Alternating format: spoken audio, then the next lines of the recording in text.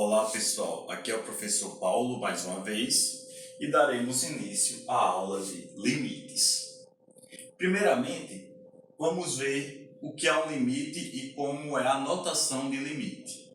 Então, pegamos primeiro um subconjunto da reta, x, esse x aqui, e uma função f que parte desse x, subconjunto dos números reais, e vai aqui na reta, em R, que leva cada x em f de x. E a notação que iremos utilizar para limites é a seguinte. Vou ter lim, que vem de limites. Esse x com a seta para o A significa que o x está se aproximando desse A. E como é que eu botei f de x? Isso aqui significa quando o x se aproxima de A, para onde é que o f de x vai? E esse L em azul significa justamente para onde ele vai, certo? Então, intuitivamente, essa notação aqui fala o seguinte. Quanto mais eu me aproximo de A, mais f de x se aproxima de L, certo? Então, o primeiro passo, já que entendemos aqui como é que significa intuitivamente, o primeiro passo seria ver graficamente o que é que isso aqui quer dizer. Então, vejamos graficamente. Vejamos aqui que à medida que esse x vai se aproximando do meu ponto A aqui, o f de x vai se aproximando do L. E essa é justamente a ideia do limite. E não importa por qual lado, não importa por qual lado seja a aproximação para se aproximar por L. Pode ser por números maiores ou por números menores que x. Mais tarde veremos que existe, na verdade, para limites na reta, dois tipos de limites diferentes. O limite à esquerda e à direita. Mas deixemos isso para depois. Após visto graficamente, o segundo passo seria o quê? Formular essa frase aqui matematicamente. Ou seja, formalizar essa frase através de um instrumental matemático. E para isso, perceba aqui que eu falo aproximar. Aproximar de A. Então, o aproximar vem de uma ideia de distância cada vez menor, não é isso? Então, como é que eu faço para me referir à distância entre x e A? Isso mesmo, para isso utilizamos o módulo, dessa maneira aqui, certo? Então, o x se aproximar de A significa, na verdade, que essa distância aqui vai cada vez diminuindo mais, ok? Perceba também que eu botei que o x se aproxima de A, mas será que esse x aqui, que no caso está aqui no domínio, ele pode se aproximar de qualquer número que eu queira? Ou será que eu tenho alguma limitação para isso? Quem é que pode ser esse A que o x está se aproximando? Então, são essas perguntas que a gente vai responder quando estivermos formulando essa nossa intuição matematicamente.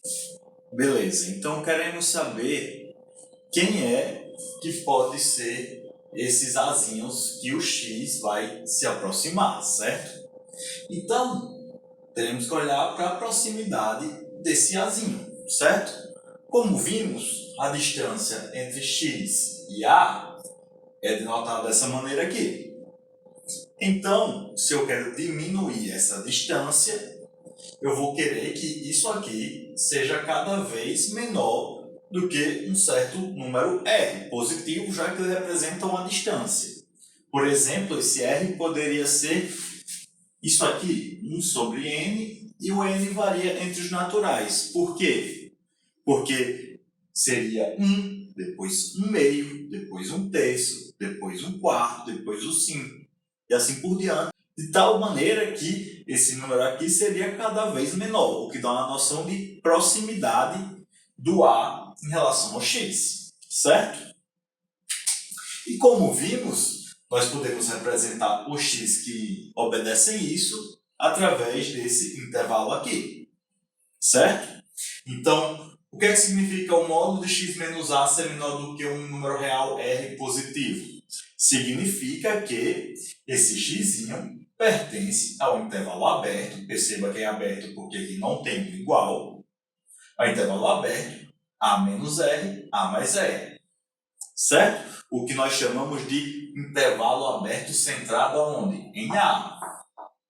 Certo? Cujo raio desse intervalo é R.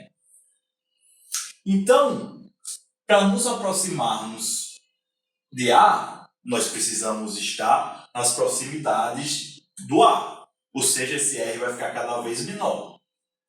Porém, a gente tem um problema, que é o quê? Que eu quero saber para onde a F vai quando x se aproxima de A. Porém, pela definição da nossa F, o domínio dela é x. Então, ela só está definida para os x'inhos aonde? Em x. Certo? Então, a F é definida apenas em x. Então, eu preciso saber aqueles pontos que eu posso me aproximar, mas que também faz sentido utilizar a minha F, já que eu quero saber para onde a F de x vai quando x se aproxima de A. E como é que nós fazemos para matar todos esses pontos? Então, para resolver todos esses pontos, a gente faz o seguinte, a gente fala que o Azinho ele tem de ser um elemento, um número real, que possa ser aproximado por pontos do meu domínio, no caso, conjunto x. O que é que significa que ele pode ser aproximado por pontos de x? Significa que, seja qual for a distância entre o x que está em x e A, eu tenho que ter que essa distância, representada aqui por esse conjunto aberto, aqui por esse intervalo aberto, essa distância, interseção do meu x, é não vazia. Ou seja, não importa qual for a distância aqui que eu pegue em torno do A, sempre vai existir um x pertencente a x nesse intervalo, que é o que está dizendo aqui. Certo? Então é isso que significa o Azinho poder ser aproximado por pontos de x. Então, os limites que eu posso calcular aqui, esses Azinhos aqui, terão que obedecer isso, obrigatoriamente. Senão, eu não vou ter como aproximar o f de x por esse cara aqui. E perceba também que o Azinho não necessariamente precisa estar em x. Basta que tenha elementos de x na proximidade, ok? E além disso, se esse Azinho aqui ele é um elemento de x, quando eu fizesse a interseção do x por esse conjunto aqui, por esse intervalo, como o A está nesse intervalo, sempre existiria um elemento aqui nessa interseção, certo? Porém, nesse caso, isso não representaria que eu posso aproximar esse A por pontos de x, já que pode ser um ponto que está lá isolado, certo? E não tem nenhum outro ponto na proximidade, só tem esse A lá. Então isso também não é interessante para mim. Por isso que a gente pega aquele antigo x que tinha aqui, que era o meu domínio, e tiro esse A, que é o que eu tenho aqui, certo? Então, na verdade, eu tenho que ter pontos do meu domínio, além do A, nesse intervalo aqui. Ou seja, eu preciso ter pontos que estão na proximidade do A no meu domínio, que não seja o próprio A, para eu garantir assim que eu posso aproximar cada vez mais do A. Então, nós fazemos a definição formal de limites da seguinte maneira. Quando a gente usa essa letra grega aqui, o epsilon, a gente normalmente utiliza ela para designar números muito pequenos, certo? A definição formal de limites fica da seguinte maneira. Para todo epsilon maior do que zero, vai existir um outro número, delta, também maior que zero, e esse delta depende desse epsilon, certo? Para cada epsilon vai existir um delta, tal que a seguinte coisa acontece. Se toda vida que eu tiver isso, eu vou ter isso. Pode parecer um pouco complicado agora, mas vamos tentar entender o que está escrito aqui. O que significa isso? Significa que o quê? olhando para o que a gente viu já sobre o modo e sobre o intervalo, o que é que significa essa parte aqui? Isso aqui significa que esse xzinho pertence ao intervalo aberto entre A menos delta e A mais delta. A menos delta e A mais delta. E o que é que diz essa outra parte? Ele ser maior do que zero. Significa justamente aquilo que a gente tinha visto de não poder ser o próprio A. Perceba que quando o x é o próprio A, isso aqui vai dar zero, então eu não posso ter esse cara aqui, certo? Então, esse x ele está nesse intervalo, mas ele não é o próprio A.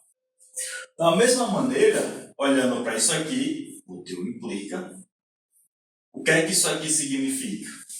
Significa que o f de x pertence ao intervalo entre L menos epsilon e L mais epsilon.